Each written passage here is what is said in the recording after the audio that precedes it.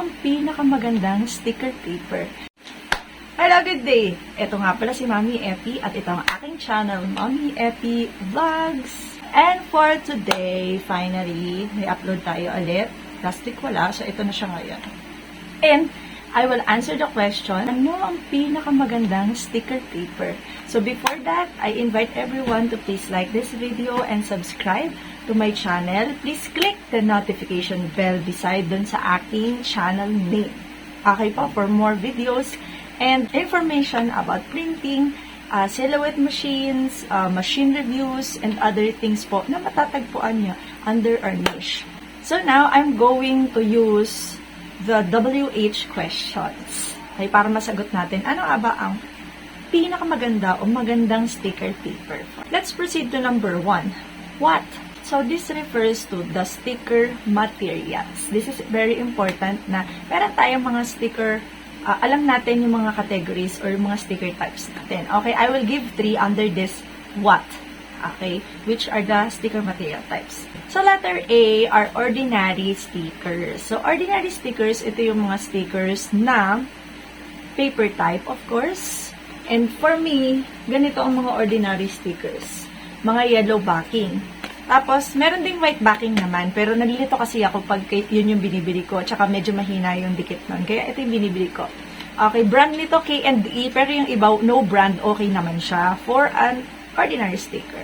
So, pro nito is cost efficient, mas mura siya. By the way, pwede siyang gamitin sa mga food boxes, mga packaging boxes, pwede rin siya sa mga food and pastries na kung saan temporary is lamang. Okay po?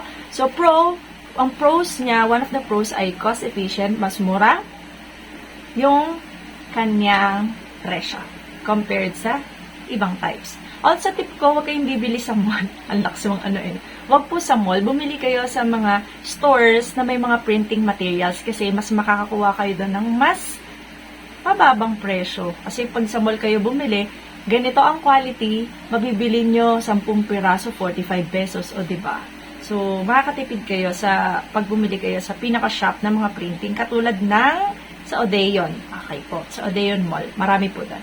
And the cons niya is less quality siya, of course, since that this is for temporary or disposable use. Except lang, no, kapag mga journal stickers, scrapbooks, tumatagal siya since indoors lang naman. Matte yung usual na binibili ko kasi isa sa cons nun, yung glossy, wala akong makitang best na type for the glossy. Lagi siyang ang hirap printan. Akala mo hindi compatible sa inkjet printers natin. At yes, not for outdoor use. Okay, so letter B, photo stickers. So this type, okay, glossy lang din yung ginagamit ko. Meron din namang matte type nito. Okay, ibang ay, wait lang.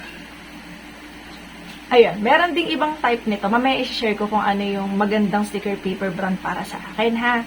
So, eto siya. Photo sticker, it's like the surface, printable surface of a photo paper, and then maganda yan, di ba, pag photo paper with an adhesive sticker siya dahil may adhesive, pero more or less yung ganito niya parang photo paper lang din. Okay, so pwede siyang gamitin like all the function na pwede natin paggamitan ng ordinary stickers for temporary use, disposable use, and pwede siyang tumagal when we put photo top or laminating film for cold lamination sa mga stickers natin na photo stickers. Ang ganda ng print output niyan. Oh. Diba? Anong ink to? Hansel inks po, all colors kasama black. Alright.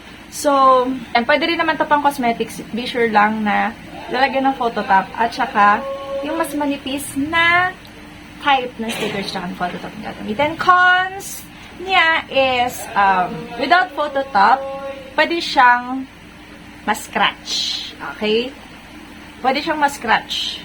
Pwedeng medyo waterproof yung print sa umpisa, pero pag in-scratch mo, matatanggal siya. Okay, so we need photo top. Yun lang naman yung pwedeng remedyo doon. And then, may tendency siya na maging super kapal niya. Super talaga yun. Maging makapal at umaangat siya dun sa pagdidikitan. Kapag sobrang kapal ng binili nating type nito, sa QOF kasi may 135 GSM, may 95. So, yung 90, yun yung laging binibili ko yung mas manipis para malagyan ka ng photo top for the clients. Pero kapag mga food lang na mga baked goods, hindi na pinapalaminate usually ng client natin. So, doon, pwedeng walang lamination kasi mas manipis naman siya. Yun yung ginagamit ko yung mas manipis. Okay po. So, another cons nito is less adhesive siya. Pinaka-konting adhesive yung ordinary stickers natin. Okay? Pero huwag nyo mamaliitin yung pag dinikit nyo sa mga gamit nyo sa bahay, kahit ordinary at itong photo sticker. Pag tanggal nyo, lalo na kapag bago yung stock, ay nako, dumidikit. Ang hirap din naman tanggalin. But what I mean is, mas pwede to sa bote if magagawa or makonsider nyo yung mga conditions pagdating sa bagay na yung pagdidikit sa bote. Okay? Yan siya. So, it can be less adhesive compared dun sa last type natin. So, ito yung letter C natin under the what or the sticker materials ay yung ating vinyls. Ay. Guys, vinyls talaga, it means it's plastic. At since it's plastic, it is durable. Okay, so saan ko kadalasan ito ginagamit? Sa mga refrigerated items, sa mga cosmetic items, at sa mga items na gustong-gusto ng client na, ano mo yun, yung mga quality niya is pang matagalan, pang years. Okay, this is for indoors only ha. So, cosmetic, pwedeng-pwede yan. So, sa mga social din ng mga clients na gusto yung baked goods nila ay may stickera ng bongga. Okay, pwede to. So, ginagamit ko rin siya sa journal stickers. Yung ibang clients kasi nilalagay din nila sa mga tumblers nila. Okay, ginagamit ko to sa tumblers, itong printable ko na vinyl. Kasi, madikit. Okay, yun yung maganda sa kanya, no?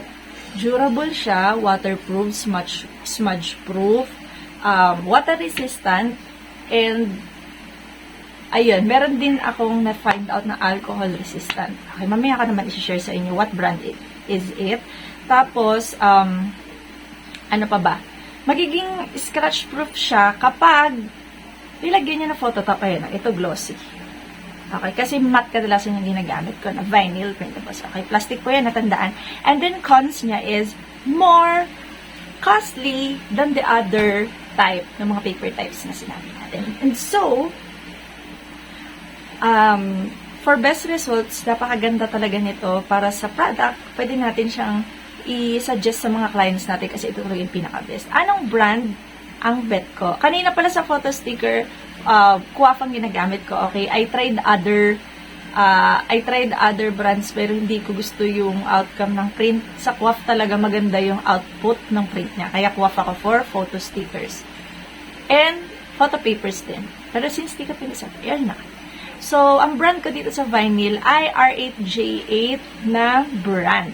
Okay, na pwede natin bilhin sa link na ilalagay ko sa description. Doon na po kayo bumili habang may stock pa tayo for months. And ayan, meron silang dalawang klase niyan, R8J8 vinyl matte printable na regular. Ito yung kailangan nating lagyan talaga ng photo top para maging water resistant, waterproof, scratch proof, smudge proof siya. Okay? And then the other type nila is meron sila nung vinyl printable na waterproof. So waterproof, pwede natin siya itapat sa isang leading brand.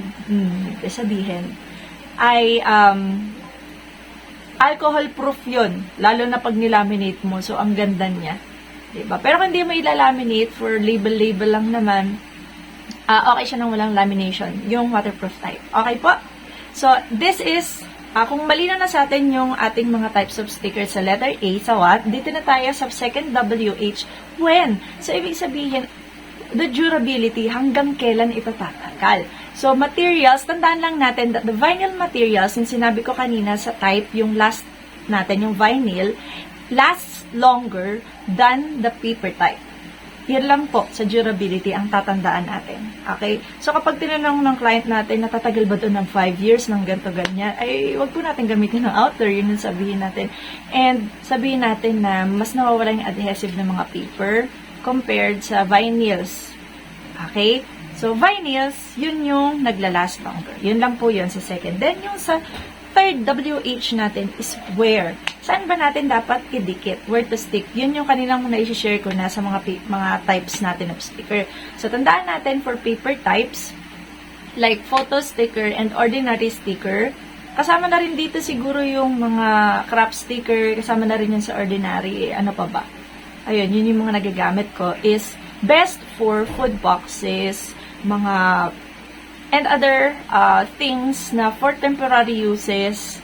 Okay, yung mga ginagamit natin for seal ng invitation, di ba? Mga temporary lang yun. And at the same time, sa photo sticker, ang ganda ng outcome. So, basta mga temporary uses lang, yung pagdidikitan natin, okay, in any clean surface ha, goods na tayo sa paper types. Okay, and yan, where to stick yung mga vinyls natin, generally sa vinyls, generally pwede siya kahit saan na smooth surface and clean surface, pero yun nga, mas durable siya. Okay, yun lang na may isipin natin. Sa Sintra board po, pinaka-best talaga yung vinyls natin. Okay, pero may naglalagay din ng photo sticker, basta i-laminate nyo lang po. Okay, and refrigerated goods, yun. Pwede yun sa mga vinyls natin. So, yan yung WH, where to stick. And then, the last WH natin is the how. Okay, H lang yun, ha? Good practices, i-share ko na lang sa inyo, the good practices when using these sticker types. Okay, number 1, let's clean the, letter A is let's clean the surface. Lahat ng pagdidikitan natin, kailangan malinis, of course. Okay? Malinis or free sa moist, free sa oil, free of yung mga alikabok na yan, di ba? Yun lang naman po yun. And then, kapag humid or tingin nyo maulan, mabasa, di ba mabasa yan pag maulan, mataas yung humidity. So, ang tip ko lang, i-share ko na rin ito sa isang video ko, is I put alcohol on the surface, kung saang surface man yan, or sa bote. Pwede nyo bigay na tip yun sa clients nyo para tuyong-tuyo kasi yung alcohol nakakapagpatuyo ng surface yan. Tsaka idikit yung sticker. Okay? So, good practice yan. And then, ayun, yun lang. Kung meron pa kayong ibang suggestion sa 4 na points ko na to, pwede naman kayo mag-comment below. Alam ko na napakadami ninyong alam about this. And, yun nga, sama-sama tayo na alamin or pag-aralan yung mga sticker types natin. So, ano ang sagot? Ano ang magandang sticker paper? Okay? I gave you my recommendations, ano yung brands na ginagamit ko. Sa Phototop pala, I use, hindi ko often ginagamit ko sa glossy ha, Yacel. Okay? So, sinishare ko lang yun para may tip kayo ano yung mga ginagamit ko. Kasi since 2018, yun na yung mga nakasanayan ko. Nag-try na ako ng iba. Okay? Yun. Huwag natin kakalimutan, we can try things para masubukan natin sa sarili natin. Pag may nag-comment sa atin na client na nag-feedback na, ay, umangat, ganito, ganyan. At least alam niyo kung ano yung sasuggest mo. Anong magandang sticker paper? Lahat maganda. Just consider these 4 points I gave to you, the WH. Na ginamitan natin WH questions. Okay po? Para ma-maximize natin yung ating small business, maging knowledgeable tayo sa mga materials na meron tayo. Yun lang naman. Don't forget to like this video. And please subscribe to my channel. I also have my social media accounts. I have FB, Mommy Epi Vlogs. I also have Instagram, Mommy Epi Vlogs. TikTok. Okay, I also have at Mommy Epi 24. And then this YouTube channel. So, thank you so much. Never stop learning because life's never stop teaching. God bless you po. This is Mommy Epi and this is my channel, Mommy Epi Vlogs. Goodbye and see you on our next video. Bye!